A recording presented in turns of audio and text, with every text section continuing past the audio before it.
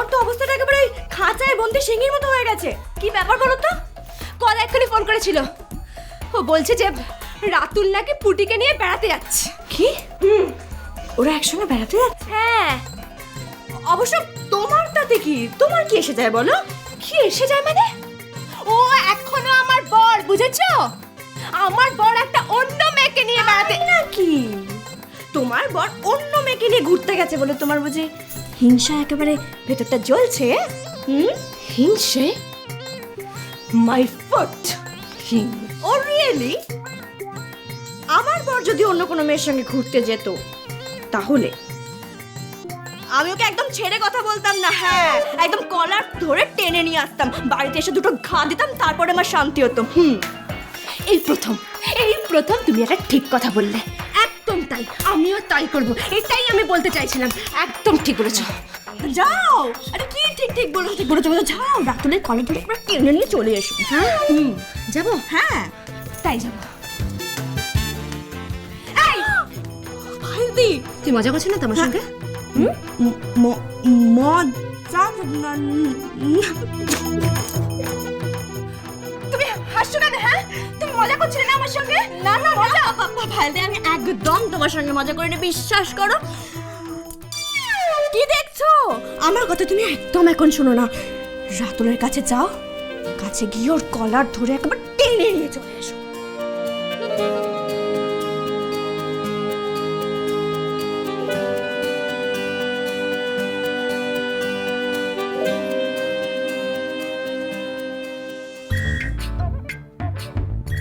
তুমি ঠাকুর না, ভগবান হয়েছ। দুবেলা মিষ্টি খাচ্ছ, এখানে এখানে তোমাকে পায়েস দিচ্ছে, ফুল দিচ্ছে, কম ইনভেস্টমেন্ট তোমার পেছনে। আর তুমি কি করছো? আমার বরের আবার বিয়ে দেয়াচ্ছ,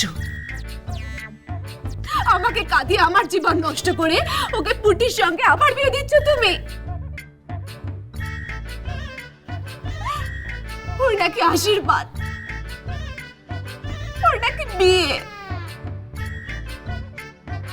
শোনো, যদি আমার বরের আবার আশীর্বাদ হয়, যদি ওর আবার বিয়ে হয়, তাহলে কিন্তু আমি তোমার এই মূর্তি গঙ্গার জলে ভাসিয়ে দেবো বলে দিলাম। নইলে আমার নামও পায়েল সেন নয়।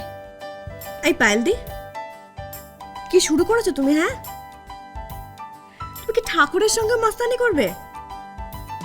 কাউকে ছাড়বে না না তুমি?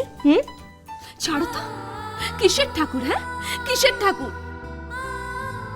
তবে পুটির সঙ্গে আবার বিয়ে হবে কেন? কেন আমার বিয়ে ভাঙলো বলো? কেন ভাঙলো? কেন? তাতে তোমার বুক ফাটছে?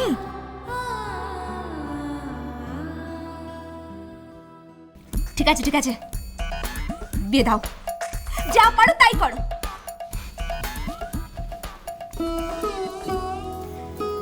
ঠাকুর তবুও বলবে না যে ও মনে মনে রাতুলের জন্য মরছে? মুখ ফুটে একবারও ভালোবাসার কথাটা বলবে না? আচ্ছা, একবার ভালোবাসি কথাটা বললে তো সব ঝামেলা মিটে যেত বলো। একেবারে উগ্র চণ্ডী। ঠাকুর,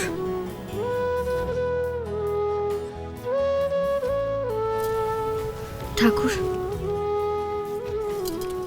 তুমি ওর কথাটা শোনো, তুমি রাতুলকে বোঝাও ঠাকুর। রাতুলকে ওর কাছ থেকে আলাদা করো না, তাহলে তাহলে আমি নিজের কাছে হেরে যাব ঠাকুর। নিজের কাছে আমি অনেক ছোট হয়ে যাব। আমার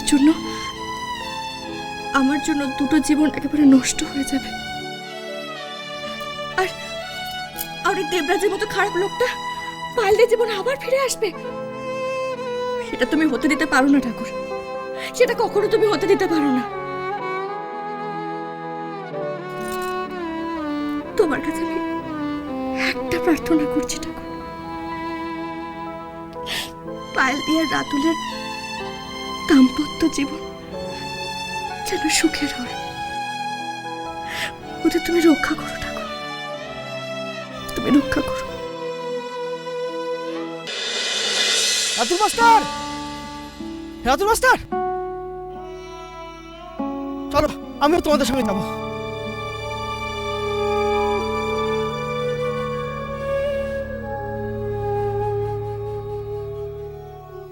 জানো রাতুলদা, আমার যখন খুব মন খারাপ করতো তখন আমি এই বাগানে এসে ঘুরে বেড়াতাম, কিন্তু আজ আমার খুব ভালো লাগছে জানো, কারণ আজ তুমি আমার সাথে আছো।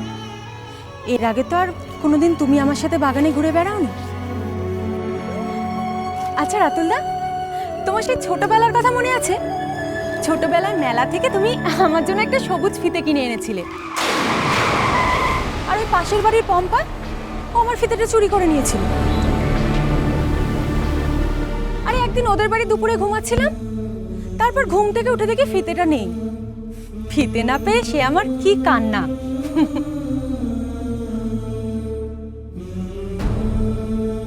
রাতুলদা, কি ব্যাপার, তুমি কি ভাবছো?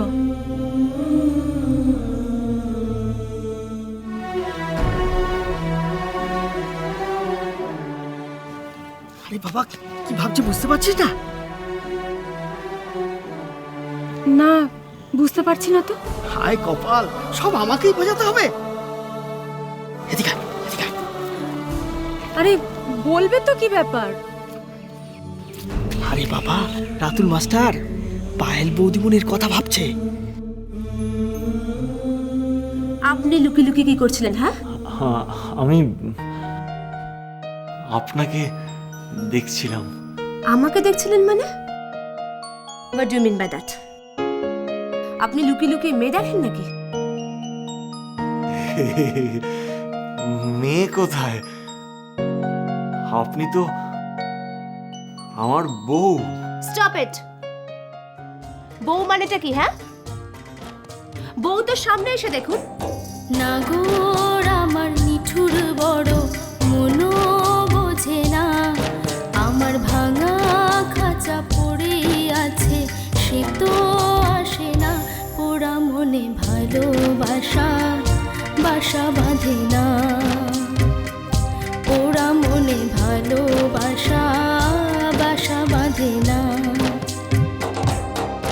ওগো নাগর আমার নিঠুর বড় মনো বোঝে না, আমার ভাঙা খাঁচা পড়ে আছে সে তো আসে না, পোড়া মনে ভালোবাসা বাসা বাঁধে না,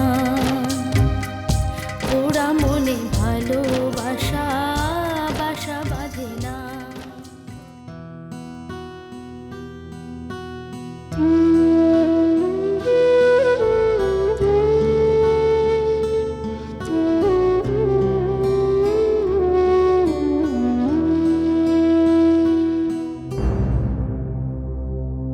এই রাতুল মাস্টার কোথায় গেল বলতো?